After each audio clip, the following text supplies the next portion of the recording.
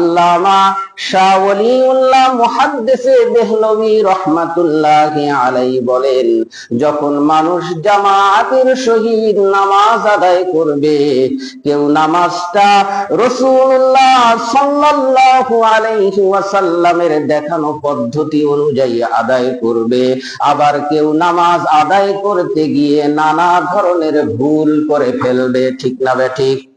এই যে যারা ভুল করে ফেললো, যিনি সঠিকটা জানেন তিনি তাকে শুধরায়া দিবেন। ভাই, তুমি যেভাবে নামাজ আদায় করেছো এইভাবে নামাজ আদায় করলে আল্লাহ তাআলা কবুল করবেন না।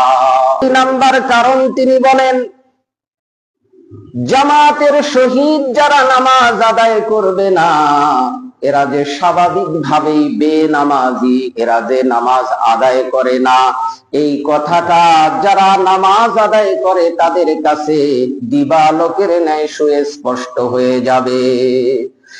এর কারণে যারা জামাতের সহিত নামাজ আদায় করবে এদের জন্য সহজ হবে বেনামাজিকে নামাজের দাওয়াত দেয়া।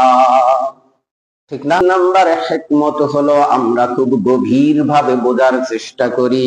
3 নাম্বার হিকমত হলো, যখন প্রত্যেকটা মানুষ জামাতের সহিত নামাজ আদায় করবে তখন আপনি বুঝতে পারবেন কোন মানুষটা অসুস্থ, কোন মানুষটা সুস্থ, কোন মানুষ সাংসারিক নানা ঝামেলার মধ্যে আছে, কোন মানুষের অভাবী সংসার চলতেছে, কোন মানুষ অভাবের কারণে তার চিকিৎসা পর্যন্ত করতে পারতেছে না, কোন মানুষ অভাবের তাড়নায় তার সন্তানের মুখে 3 বেলা 2 মুঠো ভাত পর্যন্ত দিতে পারতেছে না।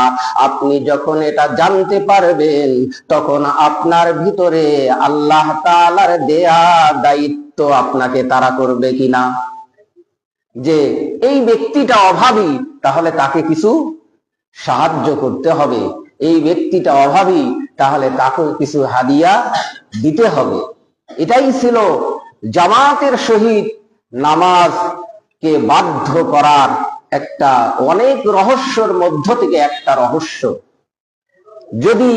এইটা যদি সমাজের মানুষ যদি অনুধাবন করতে পারত যে জামাতের সহিত নামাজ আদায় করার এটাও একটা হিকমত, এটাও একটা অন্তরে নিহিত রহস্য, তাহলে কোনো মানুষকেই আপনার মসজিদে এসে এই কথা বলতে হতো না যে আমি মারাত্মক ধরনের অ্যাক্সিডেন্ট করেছি, আমার চিকিৎসা করার মতন ব্যবস্থা নাই।